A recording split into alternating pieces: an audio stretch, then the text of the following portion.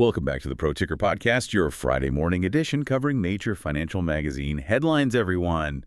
Okay, let's unpack this. We're kicking off 2026 by synthesizing just a huge stack of outlook reports, analyst forecasts, and breaking news headlines from places like Street, Seeking Alpha, CNN, Reuters. All of them focused intensely on the year ahead. And the mission for you, the listener, is really to understand the core consensus here, because Wall Street is, almost universally bullish on 2026. Look, almost overwhelmingly, yeah. But what's so fascinating is the contrast, this really stark contrast between that aggressive optimism and all these detailed warnings about extreme volatility, especially, with this being a midterm election year. Absolutely. So you're going to decode the why behind the projected gains, which, let's be honest, mostly boils down to AI and a resilient economy, and then the how behind that expected turbulence. We'll also catch up on Friday's global markets debut. It was a really powerful risk-on tone, record highs in Asia and Europe, and it was driven entirely by that AI momentum and, maybe surprisingly, a big bounce back in gold and silver. So let's start with that central argument that really dominates all these reports, the bull case for U.S. stocks this year.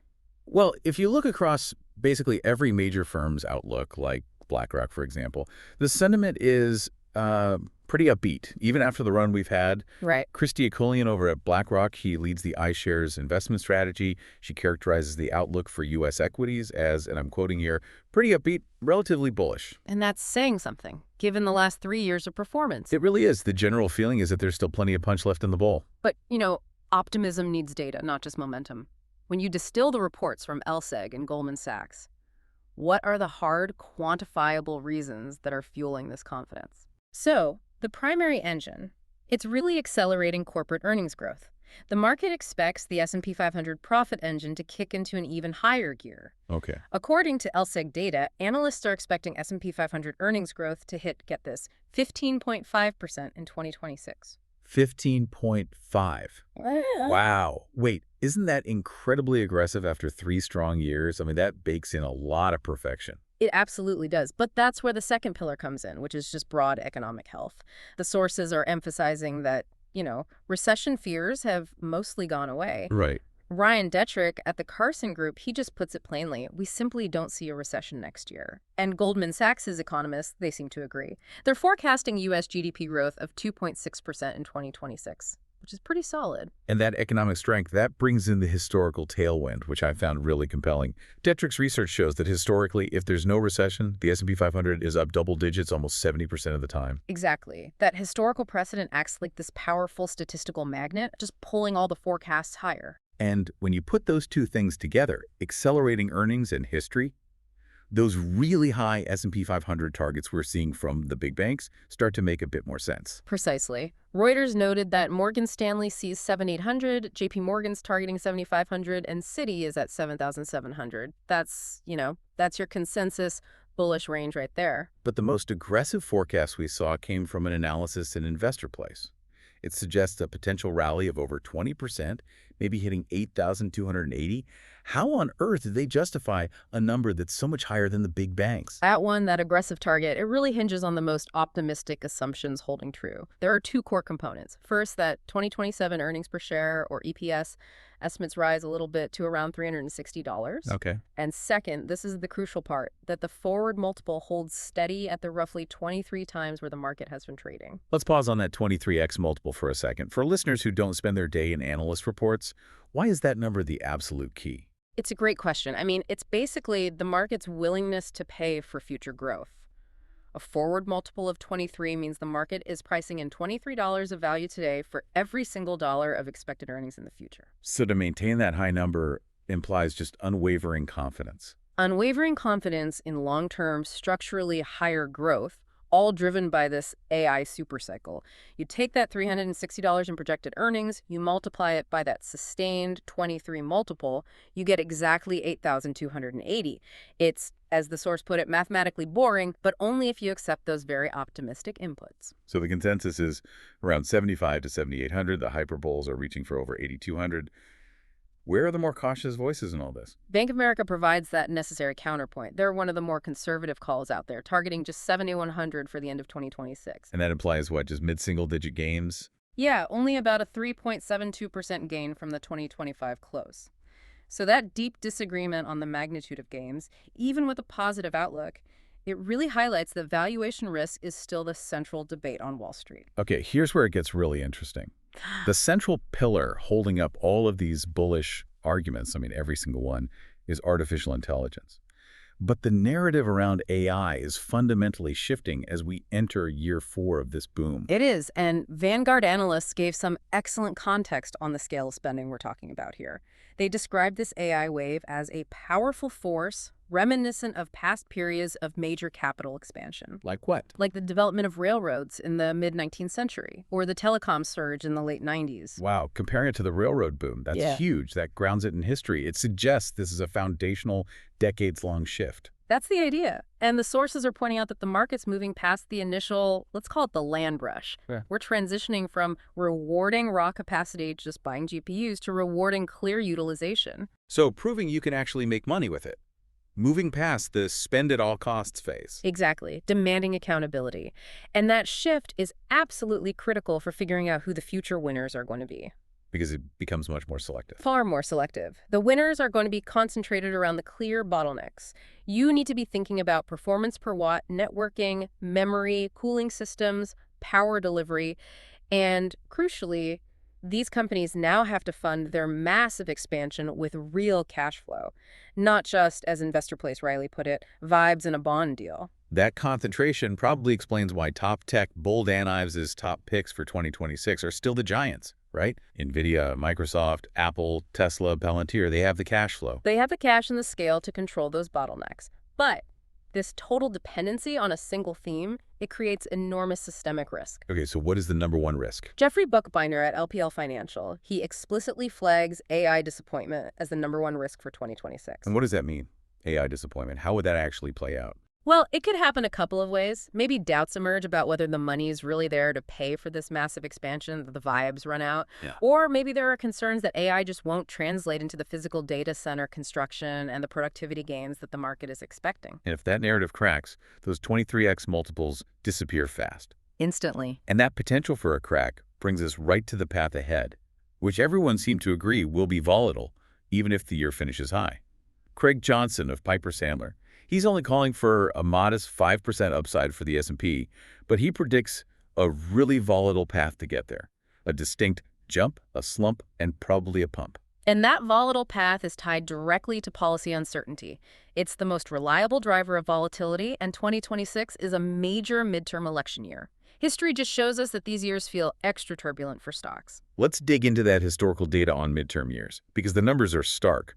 They should really inform how an investor thinks about 2026. They are very stark. A U.S. bank study that was cited by The Street shows that the average peak-to-trough drop, so the biggest drawdown from the high to the low during the year across the last 17 midterm years, was a significant 16.9%. Almost 17%. I mean, a 17% drop is enough to shake out even professional investors. This is not a simple buy and hold story. It's an endurance test. And that turbulence, it usually happens before the vote. Pre-midterm performance is typically weak. The S&P 500 averages just a meager 0.3% gain in the 12 months leading up to the midterms. The market just hates the uncertainty. But then there's this massive sigh of relief afterward, right? Always. The relief rally is historic. The S&P 500 has jumped in all 18 post-midterm 12-month periods since 1950. That's where Johnson's final pump comes from. So the key takeaway here for you, the listener, is that the market doesn't need a recession to correct 10 to 15%. Not when valuations are this high. Exactly. It just needs one small crack in that aggressive AI story, or one bad piece of policy news to trigger a sharp drawdown. Which is the punchline from that Investor Place piece. Volatility isn't the enemy of this bull market. It's the admission price you have to pay for that potential 20% upside. You just have to be prepared to endure it. Okay, let's shift gears now and look at the headlines that actually broke on this Friday morning, January 2nd, as the first trading day of 2026 got underway. Did the real world match the optimism? It did right out of the gate. We saw a clear, aggressive, risk-on tone across Asia and Europe. It completely defied that little slump we saw on Wall Street in late December. So it confirmed that AI optimism was the dominant global theme. Absolutely. The Asian tech rally was stunning. South Korea's KOSPI hit a record high, up 2.3%, led by the heavyweights. Samsung Electronics shot up 7.2%, and SK Hynix, which partners with NVIDIA, gained 4%. That tells you the AI spending story is global, not just American. For sure. And we saw it in Hong Kong, too. The Hang Seng jumped 2.8%. Alibaba was up. Baidu jumped 9.4% on news that it plans to spin off its AI chip unit, Kunlunxin. Which reflects that intense pressure on Chinese tech to monetize their AI investments. It does. And speaking of that, the investor appetite for AI was immediately visible in the IPO market. A Chinese AI chipmaker, Byron Technology, soared 76% on its Hong Kong debut. Wow. And that's despite being on Washington's entity list, right, which limits their access to U.S. tech. Right, and they disclosed that right in the prospectus. It just shows immense conviction in the domestic Chinese AI narrative and a real willingness to accept political risk for that kind of growth. The enthusiasm wasn't just in tech either. European markets set records. The UK's FTSE 100 hit an intraday record, broke 10,000 points for the first time. It did, and what's interesting there is that the gain was significantly supported by precious metals miners. Which brings us to the commodity rebound. Gold and silver kicked off the year strong, rebounding sharply from those year-end drops. Spot gold climbed nearly 2% to, almost $4,400 an ounce on Friday? And the context here is key. Both metals had a historic 2025 gold up 64%, silver up an incredible 147%. They saw that sharp pullback after the CME group hiked margins twice because of volatility. So the fact they rebounded on day one suggests investors still see them as essential hedges. Exactly. A hedge against the very policy uncertainty we were just talking about. UBS analysts are projecting gold could even hit $5,000 an ounce this year, driven by expectations of lower real yields. Okay, switching to macro drivers. Yeah. Let's talk about the dollar. It was a huge disappointment last year. It really was.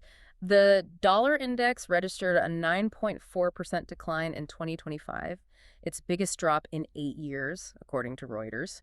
And this weakness is happening because interest rate differences are narrowing globally. Meaning other central banks are finally catching up to the Fed. Right.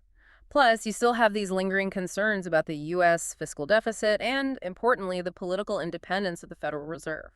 Well, if the dollar is weak because of rate differences, that brings us right to the Fed chair selection. Powell's term is up in May. That's a huge political risk factor. It's arguably the single most important policy event outside of the midterms. Investors are hyper-focused on who President Trump will pick. The current favorite seems to be White House economic advisor Kevin Hassett. And the market thinks his pick will be more dovish. Much more dovish, more inclined to cut rates deeply. Right now, traders are pricing in 2 rate cuts this year. The Fed board itself, they're only projecting 1.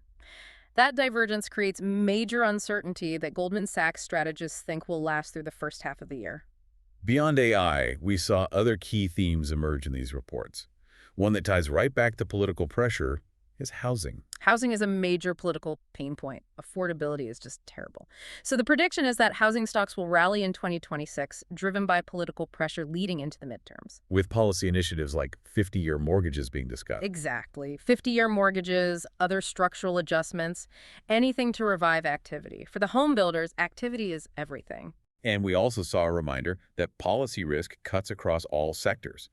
Ørsted, the offshore wind giant, just filed legal action against the U.S. government on Friday. Yeah, that was over the suspension of its $5 billion Revolution Wind project. The Trump administration halted it, citing national security concerns from the Pentagon. Which just highlights how that domestic policy risk can freeze up huge capital-intensive projects. It's the perfect example of the kind of uncertainty that feeds that midterm volatility data we talked about, makes long-term planning incredibly difficult. And finally, there was this fascinating, almost sci-fi narrative taking hold: space. The idea that a SpaceX IPO could create a category spotlight and lift all the space-adjacent stocks. The orbital compute narrative. The argument is that as data centers on Earth face constraints power, cooling, the next frontier for massive computation, will literally be in orbit. So even though that's not a real revenue driver yet. Not in 2026, no. But it has all the ingredients of a powerful market story. It's futuristic, it's tied to capital expansion, and it's linked to a huge catalyst, like a SpaceX listing. In markets, narratives often run way ahead of revenue. This one has momentum. So when we put this all together, what does it all mean? The bullish foundation for 2026 looks solid.